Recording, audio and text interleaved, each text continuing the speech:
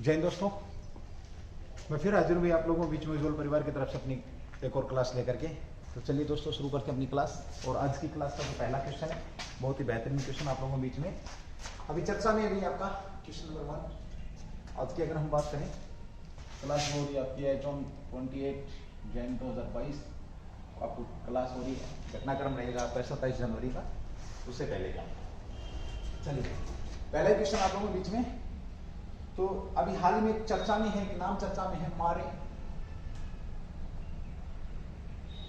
डोरिकम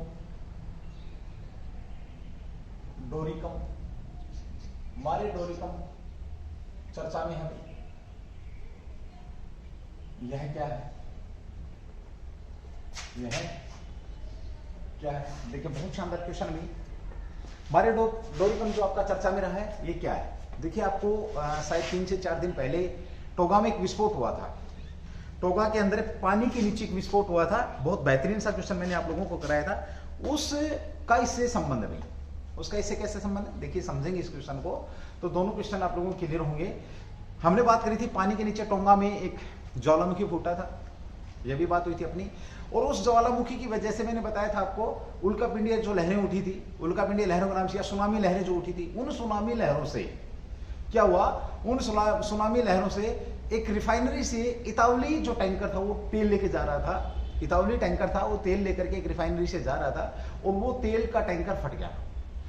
उस तेल के टैंकर के फटने की वजह से वहां पर क्या हुआ? वो तेल का रिसाव हुआ और तेल के रिसाव के कारण वहां एक देश है, उस देश ने आपातकाल घोषित किया गया। उस देश के अंदर आपातकाल की घोषणा की गई कि भाई आपात लग गया। साथ ही वो आपात आपका 90 दिन चला। अब बात यहां पे ये हो रही कि मैरीडोरकम था क्या? तो मैरीडोरकम ये वही तेल का टैंकर था जो सुनामी लहरें, जो टोंगा के अंदर ज्वालामुखी के फटने से जो सुनामी लहरें उठी थी, उन सुनामी लहरों की वजह से ये टैंकर क्षतिग्रस्त हुआ था, जिससे तेल का रिसाव हुआ था और जिसमें कुछ जो आपके जीव जंतु हो खतरे में, उनकी प्रजातियां भी खतरे के अंदर हैं। और यहां तक भी है कि उस एरिया से पकड़ी गई जो मछलियां हैं उन्हें अगर खाया जा रहा है तो तेल की गंध आ रही है। चलिए इस क्वेश्चन के ऊपर हम यहाँ पर बात करेंगे। चलिए ये आपका क्या है भाई? ये आपका एक इतावली टैंकर है। ये क्या है आपका? एक इतावली टैंकर जो तेल का, एक इतावली टैंकर है। इसका काम क्या है? तेल को लेना और ले जाना, तेल को लाना और ले जाना, दो चीजें क्लियर हुई आपकी। ये चर्चा में क्यों है? क्योंकि ये फट गया भाई, फट गया समुद्र के अंदर, फट गया समुद्र के अंदर, पानी के अंदर ये फट गया है और तेल का रिसाव हो रहा है। क्या हो रहा है? इससे तेल का रिसाव हो रहा है, तेल का रिसाव हो रहा है। अभी यहां बड़ा सुंदर क्वेश्चन ये पूछेगा कि अभी हाल ही में तेल के रिसाव के कारण किस देश ने तेल के रिसाव के कारण किस देश ने आपातकाल की घोषणा करी? तो तेल के रिसाव के कारण भाई किसने आपका? तो पेरू ने क्या किया है? आपातकाल, पर्यावरण आपातकाल की घोषणा करी है। पेरू ने किसकी घोषणा करी है भाई? पर्यावरण, एनवायरमेंट आप कह सकते हो, पर्यावरण आपातकाल की घोषणा करी है। पर्यावरण आपातकाल की घोषणा किसने करी है? पेरू ने पर्यावरण आपातकाल की घोषणा क्यों करी है ये आप लोगों को मैंने बता दिया कि ये जो एक इतावली टैंकर था ये सुनामी लहरों की वजह से फट गया या इससे तेल का रिसाव होने लगा और इस तेल के रिसाव के कारण काफी कुछ हो रहा है। कुछ चीजें मैं यहाँ पे राइट डाउन करने वाला हूँ। फट गया भाई, ठीक है, ओके।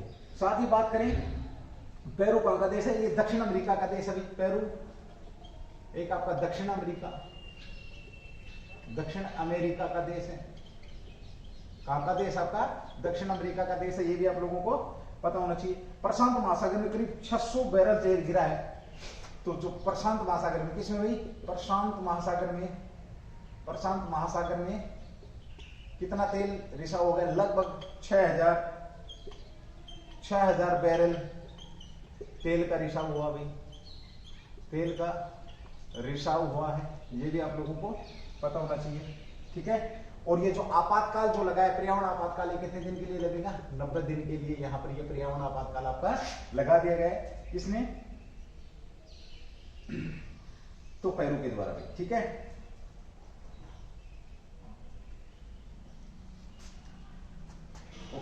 साथ ही एक बात और मोस्ट इंपोर्टेंट है, इस जो टैंकर तेल टैंकर है जो तेल का लेके जा रहा है या तेल वाहक है, इसे इसका किस देश से संबंध है ये भी आप लोगों को पता होना चाहिए। साथ ही बात करेंगे, देखिए ये स्पेन की क्या है, स्पेन की energy from Repsol energy from है, एनर्जी फ्रॉम रेप्सोल, किसका भाई, रेप्सोल से इसका संबंध है। कहां से है ये फर्म, कहां के, स्पेन के, ये भी आपको पता है, ठीक है ओके। साथ ही हम बात करेंगे, देखिए इससे करीब 17,713, इससे क्या हुआ 713 हेक्टेयर समुद्र प्रभावित हुआ, हेक्टेयर समुद्र प्रभावित हुआ भी, ये भी आप लोगों को पता होना चाहिए, पूछ लेगा ज्यादा डिस्कशन। और इस जैव विविधता को लेकर के बड़ा जागरूकता फैलाई जा रही है, जैव विविधता को लेकर के बहुत सारी बातें होती रहती हैं। तो कौन सा जीव इससे ज्यादा प्रभावित हो रहा है, तो यहाँ पे हेम्बोल्ट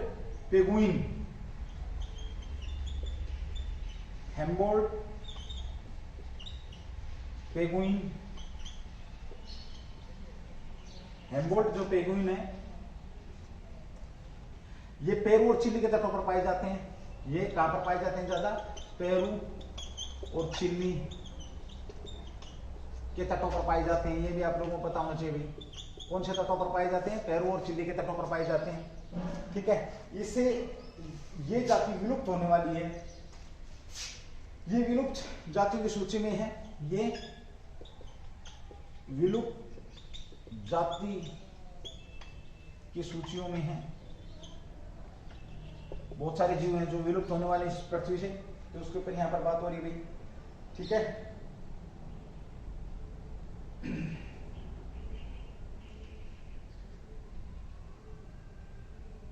और इसे IUCN द्वारा कमजोर प्रजातियों के रूप में सूचीबद्ध कर रखा है। IUCN द्वारा, किसके द्वारा, IUCN द्वारा कमजोर प्रजातियों में द्वारा कमजोर प्रजाति सूचीबद्ध कर रखा है, मैं सूचीबद्ध कर रखा है, ये भी आपको पता होना चाहिए। चलो भाई, यहां हमने बात करी, मैंने डोरिकम चर्चा में रहा, क्यों रहा, क्योंकि एक तेल टैंकर था। ये तेल टैंकर आपका कहां पर, जो समुद्री विस्फोट हुआ था टोगा के अंदर हुआ था, ज्वालामुखी हुआ था भाई। ये ज्वालामुखी की अगर हम बात करें,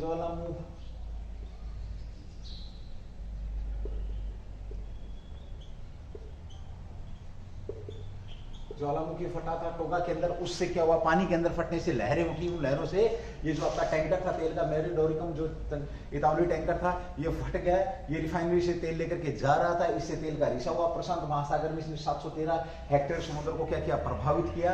यहाँ पर पेरू ने पर्यावरण आपातकाल की घोषणा करी है तेल के रिसाव के कारण। ये भी पूछ लेगा कि किस देश ने, तो एक दक्षिण अमेरिका का देश है, ये भी आप लोगों को पता है। जो हेम्बोल्ट पेगुइन है, ये आपका क्या है, चिली और जो पेरू के अंदर पाया जाता है, ये इसको इससे ज्यादा खतरा महसूस हो रहा है भाई, ठीक है। और वहां से उस एरिया में से पकड़ी गई जो मछलियां हैं, उन मछलियों में दुर्गंध आ रही है, किसकी, तो आपके तेल की दुर्गंध आ रही है। बहुत शानदार क्वेश्चन था, ये भी आप लोगों को पता होना चाहिए। चर्चा में रहा, ये कितने दिन रहेगा, ये भी आप लोगों को पता होना चाहिए कितने दिन रहेगा। चलिए अगला क्वेश्चन, बहुत बेहतरीन क्वेश्चन आप लोगों के बीच में भी, इसकी भी हम यहाँ पर बात करेंगे। देखिए अभी हाल में गणतंत्रता दिवस पर वीरता पुरस्कार, आपके पुरस्कारों को लेकर के बात करूंगा मैं। वैसे एक स्पेशल क्लास बनाएंगे, बहुत अलग से क्लास बनाएंगे, आपके अलग से टॉपिक रहेगा, क्लास का ही नाम जिसका गणतंत्र दिवस रहेगा, उसके ऊपर हम बात करेंगे। बट यहाँ जो करंट के हिसाब से जो कुछ चीज़ें जो नॉर्मल हैं वो आप लोगों के बीच में डिलीवर कर दी जाएंगी। अभी अगला क्वेश्चन जो उसी से रिलेटेड अभी बहुत बेहतरीन क्वेश्चन है।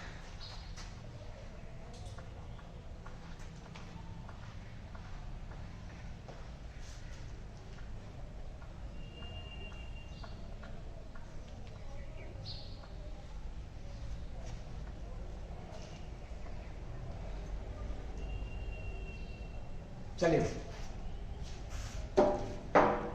बात करें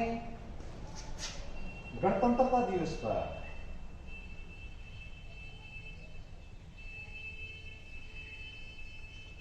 गणतंत्रता दिवस पर कौन कौन से पुरस्कार या कितने पुरस्कारों का वितरण किया गया, सीधा ही क्वेश्चन को लेकर के बात करेंगे हम यहाँ पर। ठंड की वजह से इंक जम जाती है बोर्ड के ऊपर, इसलिए थोड़ा सा दिक्कत का सामना रहता भी। चलिए,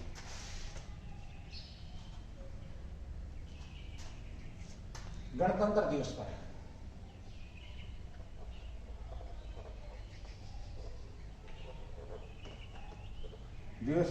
वीरता पुरस्कार,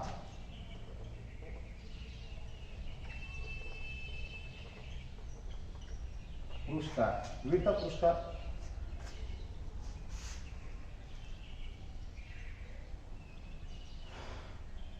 चर्चा में है। वे किन्हें दिए गए, किनको दिए गए। चलिए, यहां पर हम बात करें, देखिए गणतंत्र दिवस पर कुछ वीरता पुरस्कारों की बात करी गई, दिए जाएंगे, मतलब दिए गए नहीं है, घोषणा करी गई है, उनके ऊपर सारी सारी बातें हो रही हैं। 25 तारीख को ये घोषणा करी गई थी, तो वो सारी चीजें यहाँ पर रहेंगे भाई। देखिए किस किस को मिल रहे हैं वो बात करेंगे। 25 जनवरी को राष्ट्रपति रामनाथ कोविंद ने, 25 जनवरी को, कब भाई, 25 जनवरी को प्रेसिडेंट द्वारा या राष्ट्रपति द्वारा सुरक्षा बल लोग के कर्मियों को, सुरक्षा बल के जो कर्मी हैं, कितने 384 वीरता पुरस्कार, कितने भी 384 वीरता पुरस्कार,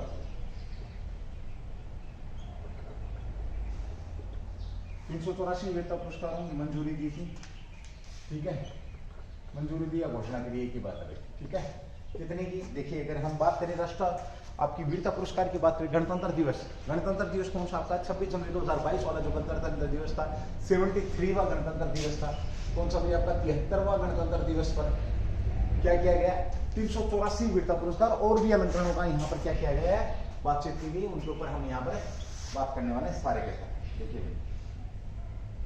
12 शौर्य चक्कर, इसमें क्या क्या दिया गया है, कैसे दिया गया है, 12 शौर्य चक्कर भी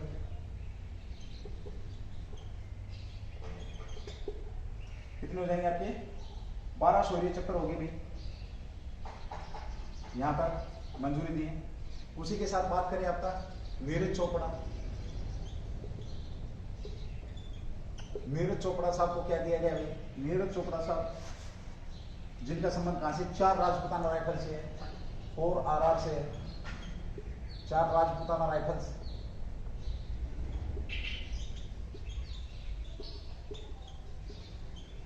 जिन्होंने कौन से में, टोक्यो ओलंपिक 2020-21 में स्वर्ण पदक क्या जीता था, इन्हें स्वर्ण पदक दिया गया, जीता था इन्होंने जो टोक्यो में। इन्हें क्या मिला भी, PVSM मिला, PVSM। एक्चुअली होता क्या है, ये 3 स्टार के जो अधिकारी होते हैं उन्हें दिया जाता है, 3 स्टार अधिकारियों को PVSM दिया जाता है। देखिए एक होता परम वशिष्ठ सेवा मेडल, एक होता आपका वशिष्ठ सेवा मेडल, एक होता आपका सेवा मेडल, ये 3 प्रकार के जो हैं आपके ये दिए जाते हैं। 3 स्टार अधिकारियों को PVSM दिया जाता है। ये यहाँ पर नीरज चोपड़ा को दिया गया है PVSM, तो यहाँ पर नोट डाल के लिख सकते हैं, आपसे पूछ लेगा, आपसे पूछा जाएगा कि किस व्यक्ति को PVSM दिया गया जबकि वो 3 स्टार व्यक्ति नहीं था, तो किसे दिया गया, ये नीरज चोपड़ा को दिया गया, क्योंकि एक सूबेदार साहब थे। ठीक है भाई, सूबेदार साहब थे, ये आप लोगों को पता है भाई। ओके, साथ ही बात करेंगे हम यहाँ पर, देखें 26 जनवरी को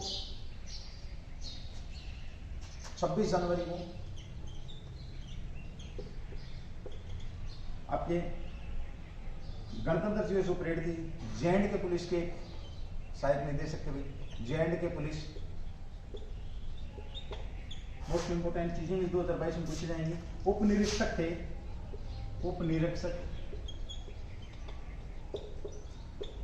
आपके बाबू, ये पूरा नाम इनका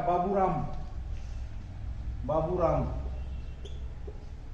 इनकी टेररिस्ट एक्टिविटी में मृत्यु हो गई थी, तो इन्हें मरणोपरांत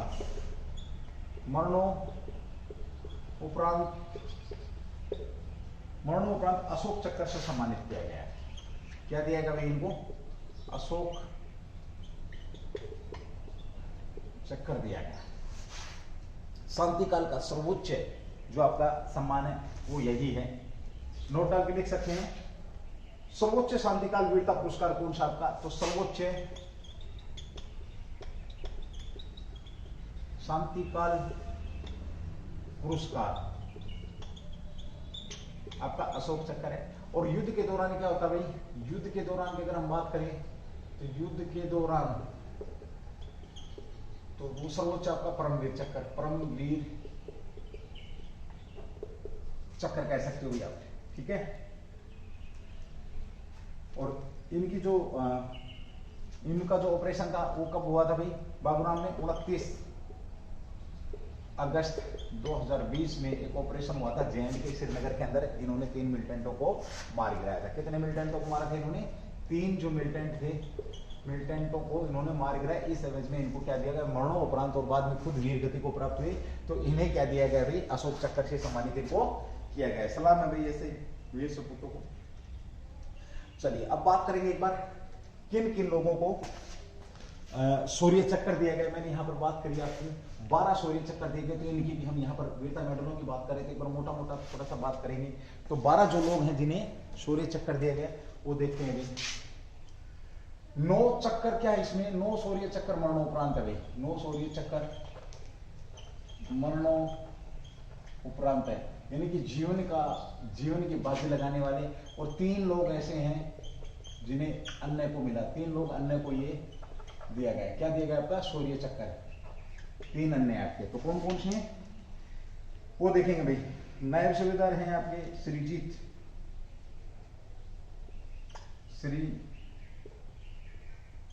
है नायब सूबेदार एम, इन्हें मरणोपरांत दिया गया भाई। दूसरा आपका रहेगा भाई हवलदार अनिल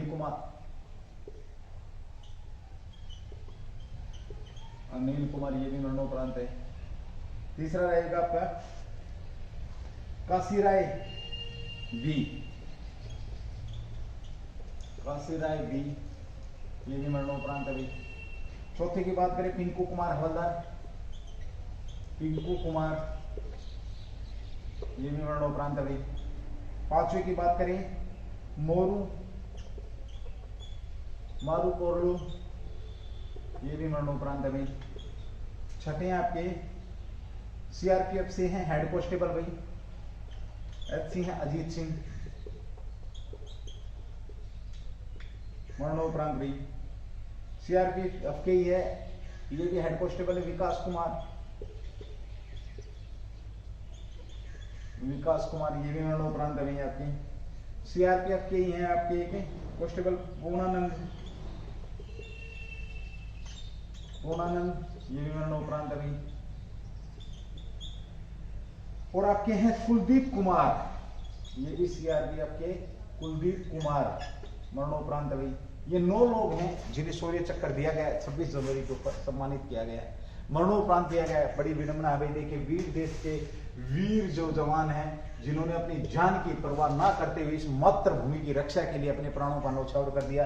ये सम्मान तो क्या मैं तो कहूँ कुछ भी दे दो वही कम है, कुछ भी दे दें वही कम है इनके लिए। तो इनका वो किसी ने बोला ना शहीदों की चिताओं पर लगेंगे हर वर्ष मेले, यही बाकी निशान रहेगा, यही बाकी कुछ इसी टाइप से कुछ लाइन है मुझे याद नहीं है। इन्होंने इस चीज को चितार्थ जो आपका अपने जीवन में उतार करके और मातृभूमि की रक्षा करते हुए प्राणों को न्यौछावर किया और इन लोगों को सम्मान दिया गया भाई। मैं सलाम करता हूं इन लोगों को। 3 लोग जो अन्य हैं जिनको दिया गया, राइफलमैन राकेश कुमार हैं, या राकेश शर्मा कह सकते हो आप एक। दूसरा ये आपके डिप्टी सीआरपीएफ के डिप्टी कमांडर दिलीप मलिक साहब हैं। उसी के साथ तीसरे जो व्यक्ति हैं सहायक कमांडेंट है अनिरुद्ध प्रताप सिंह। इन्होंने ये अवार्ड जिंदा रहते हुए जीता है। सलाम है इनको भी भाई। इन्होंने अपने जीवन की रक्षा करके खुद की रक्षा करते हुए मातृभूमि की रक्षा करी, तो इनको भी सलाम है। लोग देश प्रेम के अंदर अपना सब कुछ भूल जाते हैं और जीवन दांव पे लगा देते हैं, तो ये सम्मान तो मैं कुछ भी नहीं समझता। बट बात वही है, कुछ जो गवर्नमेंट दे रही है वो अच्छी बात है भाई, सम्मान दिया जा रहा है, बहुत बढ़िया है। जान के आगे किसी का कुछ नहीं होता भाई, ठीक है। ओके, 384 पुरस्कारों की हम यहाँ पर बात करें, एक बार मैं इसका दे देता हूँ। देखिए इसमें 29 क्या है आपके, 29 PVSM है, परम वशिष्ठ सेवा मेडल है 29 भाई। कितने हैं PVSM? ओके, अति वशिष्ठ सेवा मेडल 53 अति वशिष्ठ सेवा मेडल है भाई, विशिष्ट सेवा मेडल है। ओके, एक कैटेगरी है आपकी, दूसरी कैटेगरी है, तीसरी है। चार आपके उत्तम युद्ध सेवा पदक है भाई, ठीक है। ओके, उसके बाद है 13 युद्ध सेवा पदक हैं, ये उत्तम है। और ये खाली युद्ध सेवा पदक है आपके 122 आपके विशिष्ट सेवा पदक हैं, VSM विशिष्ट सेवा मेडल 122 भाई। साथ ही हम बात करें यहाँ पर 2 वायुसेना पदक, वायुसेना पदक है भाई, ठीक है। ओके, 18 सेना पदक हैं, 18 सेना पदक, सॉरी 81, 18 नहीं है, 81 सेना पदक हमें, सेना पदक हैं। 8 नौसेना पदक हमें, 8 नौसेना पदक हैं। 40 सेना पदक आपकी ओर हमें, ये वीरता वाले हैं सेना पदक, वीरता। और 40 जो सेना पदक हैं आपके सेवा मेडल, जो कर्तव्य के प्रति समर्पण, कर्तव्य के प्रति समर्पण। देखिए इसे लिखेंगे हम असम सेना मेडल, और इसको भी लिखते तो असम ही है, ये सेवा मेडल हो जाता है। ये क्या हो जाता है आपका सेवा मेडल भाई। तो 40 सेवा मेडल, ठीक है। और आपके 14 वायुसेना कर्तव्य प्रति समर्पण, और कितने 14 वायुसेना भाई, 14 वायुसेना कर्तव्य आपके कर्तव्य प्रति समर्पण, कितने 14। चलिए यहां पर हमने बात करी आज एक गणतंत्र दिवस के ऊपर जो पुरस्कार दिए गए, वीरता पुरस्कार, वो किन किन को दिए गए हैं, कैसे कैसे दिए गए, उसके ऊपर हमने यहाँ पर बात करी है। तो 384 यहाँ पर टोटल दिए गए, जिनमें सबसे जो इम्पोर्टेंट है हम बात करते हैं किसकी, 12 शौर्य जो चक्कर दिए गए हैं। एक आपका बाबू जो जिन्होंने JNK के अंदर 3, श्रीनगर के अंदर 3 मिलिटेंटों को दफन कर दिया, उन्हें अशोक चक्कर दिया गया, शांति काल का सबसे बड़ा सर्वोच्च सम्मान अशोक चक्कर उनको दिया गया अभी। साथ ही हम यहाँ पर बात करते हैं कि 12 शौर्य चक्कर दिए गए, जिसमें से आपके 9 शौर्य चक्कर मरणोपरांत दिए गए। 3 लोग हैं जो अभी जिंदा हैं जिन्हें शौर्य चक्कर मिला, बहुत अच्छी बात है भाई। साथ ही हमने यहाँ पर टोटल का एक्सप्लेनेशन किया, जो अपने नीरज चोपड़ा साहब उन्हें PVSM दिया गया, जो कि 3 स्टार अधिकारियों को ही लागू होता है। यहाँ पर हमने बात करी 29 PVSM है, 53 अति विशिष्ट सेवा मेडल है, 4 उत्तम आपके 13 युद्ध सेवा पदक हैं, 14 वायुसेना पदक है, 122 VSM है आपकी। साथ ही बात करी 2 आपके केवल 2 है भैया आपके 2 वायुसेना पदक हैं, 81 सेना पदक हैं, 8 आपके नौसेना पदक हैं, 40 सेना पदक हैं। ये आपके कर्तव्य असम की मैं यहाँ पर बात कर रहा हूँ। और उन लोगों के जो नाम है वीर, जो जिन वीरांगनाओं ने जन्म दिया, जिन माताओं ने उनको सलाम है भाई, इन वीर बेटों को जन्म दिया। श्रीजीत एम है, अनिल कुमार है, काशीराम है, पिंकू कुमार है, मारू गोलू है, आपका विकास कुमार है, पूर्णानंद है, कुलदीप सिंह है, राकेश शर्मा, उसके बाद अनिरुद्ध प्रताप सिंह है। इन सब लोगों को सलाम है जिन्हें ये पदक दिए गए हैं। ये भी आप लोगों को पता होना चाहिए। आपका बेहतरीन सा क्वेश्चन है, बड़ा शानदार क्वेश्चन है ये भी आपका, तो इस क्वेश्चन का भी आप लोगों को पता होना चाहिए। चलिए भाई एक बार इसका स्क्रीनशॉट लेना है तो स्क्रीनशॉट ले लेंगे, अदरवाइज मैं इसको क्या कर रहा हूँ रफ कर रहा हूँ, फिर चलते हैं हम आगे भी। चलिए अगला क्वेश्चन भी आपका बहुत बढ़िया बेहतरीन क्वेश्चन आ रहा है, उसके ऊपर भी हम यहाँ पर बात करेंगे। लोग अपनी जान की बाजी लगा करके सिद्धार्थ माता की रक्षा करते हैं, और आज देखो क्या हो रहा है भाई, कहीं पे आप उसी देश के अंदर, जिस देश के अंदर ऐसे ऐसे वीर योद्धा पुत्रों को जन्म देते हैं माताएं, उसी के अंदर करेक्ट लोग भी यहाँ पर हैं बहुत सारे, ऐसी बात नहीं है। उसकी भी बात करूँ, एक सूचकांक जारी हुआ आज, उसमें भी हमारी जो हालत है वो बहुत खराब हो गई। भ्रष्टाचार का एक सूचकांक जारी हुआ जिसके ऊपर आज बात करेंगे हम, वो भी क्वेश्चन आपके बीच में आने वाला है।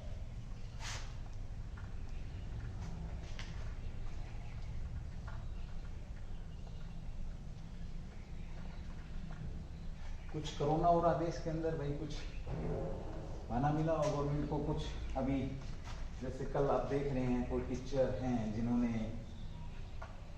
पूरा तो मुझे नहीं पता बट गिरफ्तार किया गया है, ऑनलाइन पढ़ाते थे, शायद खान है कोई, खान नाम से प्रसिद्ध हैं, बिहार के अंदर ट्रेनिंग बुक दी हैं, फिजिकल लोग वहाँ पे प्रेजेंट हैं, स्टूडेंट्स के साथ दूसरे लोग भी शामिल हो गए हैं, पॉलिटिकल इशू बना दिया गया है। देखिए सारी चीज़ें अच्छी हैं, हक मांगने से मिलता है, बिल्कुल ठीक बात है, लेकिन उस हक के लिए अगर हम राष्ट्रीय संपत्ति का नुकसान करते हैं तो वो मेरे विचार में कहीं ना कहीं हल्का फुल्का गलत है। ठीक है, साथ ही ये भी गलत है कि किसी जागरूक करने वाले टीचर को, जिसने स्टूडेंटों को जागरूक किया, बताया, उस टीचर को गिरफ्तार कर रहे हैं तो वो भी गलत है। देखने वाले मुद्दे हैं वहीं पे, होना चाहिए कुछ ना कुछ, जरूर देखते हैं क्या होता है। चलिए हम अगला क्वेश्चन लेके आ रहे हैं अपना, यहाँ पर बहुत बेहतरीन सा क्वेश्चन है।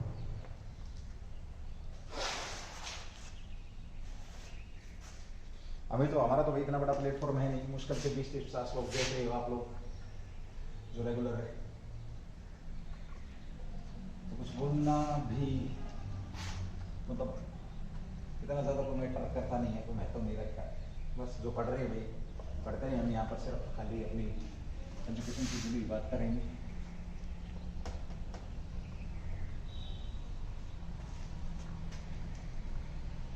अगला क्वेश्चन भी, भारत के अंदर युवा जलवायु के प्रति कितने, किस प्रकार से आपके जागरूक हैं, या किस प्रकार से वो अपना इस जलवायु परिवर्तन को लेकर के चिंतित हैं, उसके ऊपर भी हम यहाँ पर बात करने वाले हैं। कैसे वो मतलब रिएक्ट कर रहे हैं, जो भारत के 18 साल से ऊपर के जो लोग हैं, वयस्क हैं, वो किस प्रकार से रिएक्ट कर रहे हैं, वो भी आपका क्वेश्चन बन सकता है, क्योंकि जलवायु मुद्दा भाई सेंसिटिव मुद्दा है। ठीक है, चलिए भी बात करेंगे उसके ऊपर भी। अभी हाल ही में G20 पेपर, अगला क्वेश्चन आपका भी, G20 पीपल्स क्लाइमेट वोट 2021 चर्चा में रहा है। वोट 2021 चर्चा में भाई, चर्चा में है। ये क्या है भाई, ये क्या है, या इसका संबंध किससे है? देखिए अगर मैं बात करूं इसकी G20 पीपल्स क्लाइमेट वोट, तो सीधी सी बात करें, इसका जो संबंध है वो आपका किससे, युवाओं से, यानी कि जो वयस्क लोग हैं भारत के अंदर, वो किस प्रकार से जलवायु परिवर्तन को देखते हैं, अपने विचार किस प्रकार से रखते हैं। तो सीधा सा अगर सिंपल सा क्वेश्चन आता है तो सिंपल सा हम यहाँ पर आंसर देते हैं। पहले तो इसका जो संबंध है किससे भी, जलवायु परिवर्तन से है, जलवायु परिवर्तन से इसका संबंध है।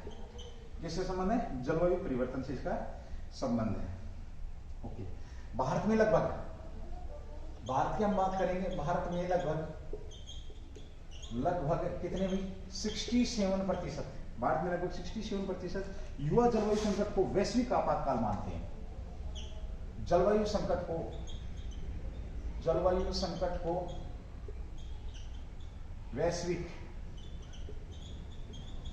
क्या मानते हैं? वैश्विक आपातकाल मानते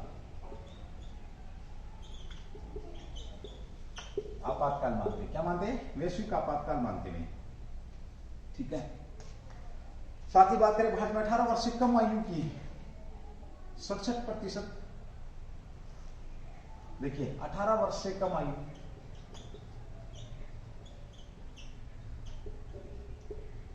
की 67%। ठीक है भी, युवा आबादी 58, युवा आबादी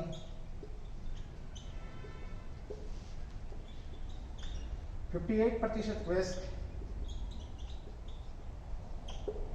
वयस्कों के मुकाबले मुकाबले जलवायु परिवर्तन को आपातकाल मानती है।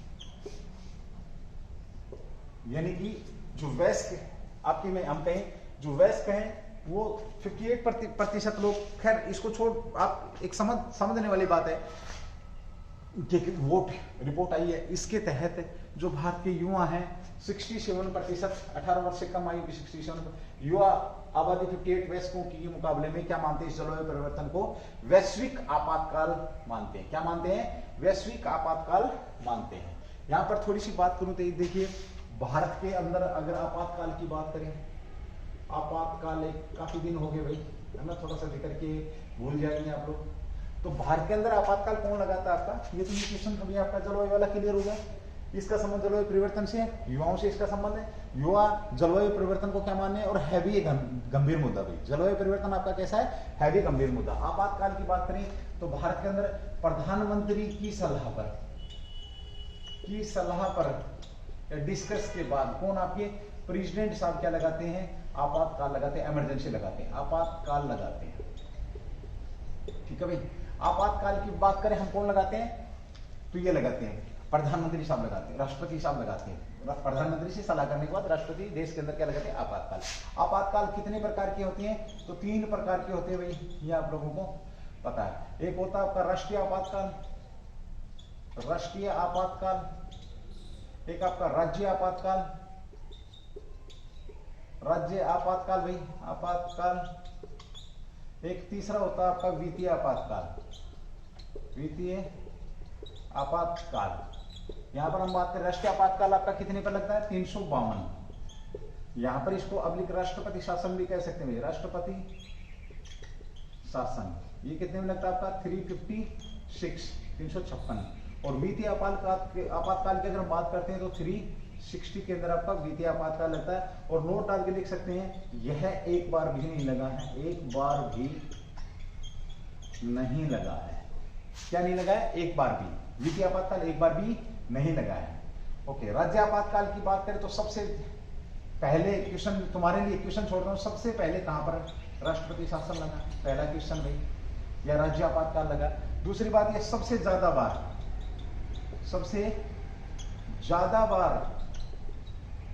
आपातकाल कहां पर लगा। 2 क्वेश्चन आप लोगों के लिए मैंने छोड़ दिए। नेशनल इमरजेंसी की अगर हम बात करते हैं तो ये आपकी कितनी बार लगी है, 3 बार लगी है। और ये आपका लगभग राज्य आपातकाल की बात करूं तो 100 से ज्यादा बार लगा। हाँ, एक क्वेश्चन और भी, तीसरा क्वेश्चन और, काफी दिन हो गए छोड़े हुए, एक क्वेश्चन और छोड़ रहा हूं आप लोगों के लिए कि किस राज्य में, राज्य की बात करूंगा मैं खाली, किस राज्य में अभी तक आपातकाल नहीं लगा है। ये एक्ट की बात हुई, किस एक्ट में है आपका, 352 में, एक्ट नंबर 356 में, 360 में राष्ट्रपति प्रधानमंत्री की सलाह पर आपातकाल लगातार जलवायु आपातकाल को हमारे जो युवा है वैश्विक आपातकाल की संज्ञा देते हैं। ये एक आपका क्वेश्चन था, बहुत शानदार सा क्वेश्चन था, इसके बारे में भी आप लोगों को पता होना निहायत ही जरूरी है। ठीक है, चलिए अभी हम बात करेंगे। देखिए, एक और बड़ा शानदार क्वेश्चन आप लोगों के बीच में आ रहा है। देश हमारा निर्यातक बनता जा रहा है, ये आप लोगों को पता है। भारत एक बहुत बड़े निर्यातक देश के रूप में उभर रहा है। इसकी हम बात करें, अभी हाल ही में सबसे ज्यादा निर्यात की अगर मैं बात करूं, देखिए भारत से बाहर सबसे ज्यादा निर्यात अगर हम करते हैं तो क्या करते हैं, समुद्री जो उत्पाद है वो करते हैं। ठीक है, समुद्री उत्पादन हम निर्यात करते हैं। दूसरे नंबर पर क्या आता है आपका, मसाला, कह सकते हैं मसाले निर्यात करते हैं भाई। ठीक है, और इसी कड़ी में आज हमने एक और काम किया है, निर्यात जो भारत से बहुत ज्यादा निर्यात किया गया है उसके ऊपर हम यहाँ पर बात करेंगे, जो कि चर्चा में रहा है। ठीक है भाई, मैं सीधा से पूछूं आप लोगों से कि कौन सी सब्जी सबसे ज्यादा निर्यात की गई, ये भी क्वेश्चन बन सकता है। इनमें से कौन सा सबसे ज्यादा निर्यात किया गया, खीरा है, ककड़ी है, ये दोनों है, और भी बहुत सारी चीज, तरबूज है, खरबूजा है, कौन सी चीजें निर्यात की गई है, इस चीज को लेकर के भी आपका क्वेश्चन बनता है। देखिए अभी बात करेंगे आपका और एक बहुत बेहतरीन सा क्वेश्चन हम यहां पर डिस्कस करने वाले हैं। चलिए, विश्व में भारत किसका सबसे बड़ा निर्यातक बना वर्तमान में, जो चर्चा में रहा। विश्व में भारत इनमें से किसका सबसे बड़ा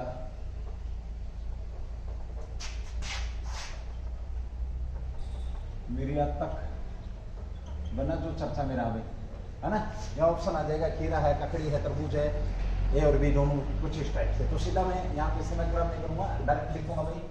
देखिए यहाँ पर आपका भारत खीरा और गर्किन का सबसे बड़ा निर्यातक बना है। किसका बना है? खीरा और आपका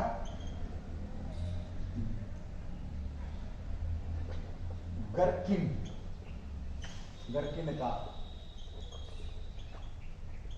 सबसे बड़ा निर्यातक बना है। किस किस का निर्यातक बना है? भारत खीरा और गर्किन का सबसे बड़ा निर्यातक बना है, और जो कि चर्चा में है भी, जो कि आपका चर्चा में भी है। तो खीरा और गर्किन हो गया सबसे बड़ा निर्यातक। आगे हम बात करेंगे, देखिए इसने 2020-21 में कितने 2020-21 में जो निर्यात किया है कितने $200 मिलियन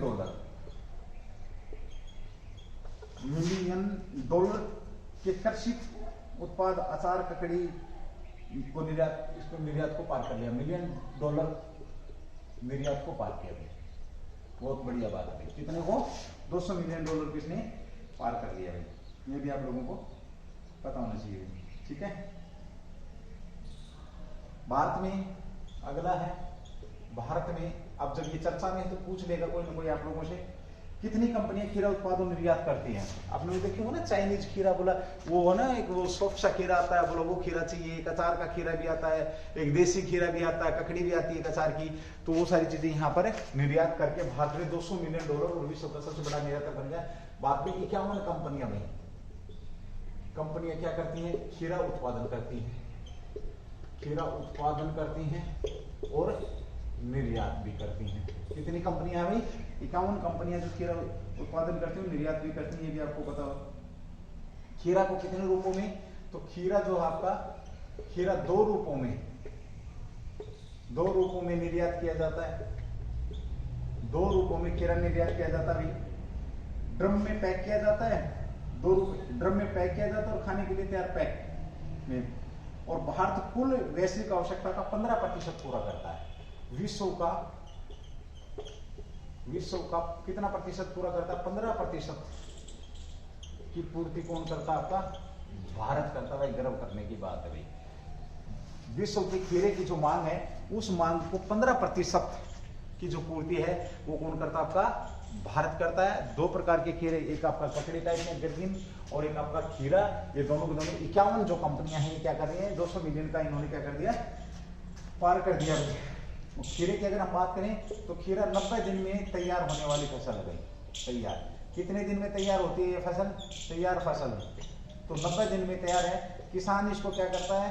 किसान इसको 2 बार इस फसल को लेता है। किसान इसको 2 बार इस फसल को ले लेता है। गर्किन के अचार वाला खीरा है, इसकी बात करें देखिए तो नॉर्मल खीरा होगा। ये क्या आपका अचार वाला खीरा, अचार वाला खीरा भाई, ठीक है। अचार वाला खीरा है, ये आप लोगों को पता। ये ककड़ी है, ये क्या आपकी ककड़ी है, जिससे नमकीन भी बनती है, सिरका भी बनता है और भी बहुत सारी चीजें बनती है। यहाँ हम बस इतना ही बोलेंगे कि भारत ने विश्व के अंदर 15% खीरे की पूर्ति को किया है। ये भी पता, सबसे बड़ा निर्यातक बन गया। $200 मिलियन निर्यात किया इसने। भारत में 51 कंपनियां हैं जो खीरा आपका क्या करती है? पैदा भी करती हैं और बेच भी रही हैं, आगे फॉरवर्ड भी कर रही हैं। 90 दिन में आपकी खीरे की फसल क्या हो जाती है? तैयार हो जाती है। ये बहुत बड़ी बात है भाई, ये भी आप लोगों को पता होनी चाहिए भाई। चलिए, बहुत शानदार क्वेश्चन थे आप लोगों के। और आज का जो सेशन है वो हमारा यहीं पे समाप्त होता है। इसके बाद हम आज की क्लास को मैं 2 पार्ट में देने वाला हूँ आप लोगों को। ठीक, इसके बाद एक अगला पार्ट और आप लोगों के बीच में क्लास का, आज ही की क्लास है वो भी एजोन अगर मैं बात करूं तो 27 से पहले का जो करंट जो घटनाक्रम है उसके ऊपर जो क्लास रहती है आपको पता है। साथ ही थोड़ा बहुत स्टैटिक जो कि आप लोगों को आपके एग्जाम के व्यू से वो भी हैं। साथ ही मैं यहाँ पे ये भी बात करूंगा कि इधर उधर की बातों की तरफ ध्यान नहीं देना है, ज़्यादा सोशल मीडिया के अंदर नहीं घुसना है, ज़्यादा सिर्फ और सिर्फ ज़्यादा से ज़्यादा जितना हो सके उतना आप अपने टारगेट को फोकस करिए। सारा समय एक सा नहीं होता, बहुत सारी चीज़ें हैं जो समय के साथ बदली होती हैं, इंसान के हाथ में नहीं होती हैं। तो आप ध्यान रखेंगे, बढ़ते रहेंगे। Thank you. जय हिंद, जय भारत।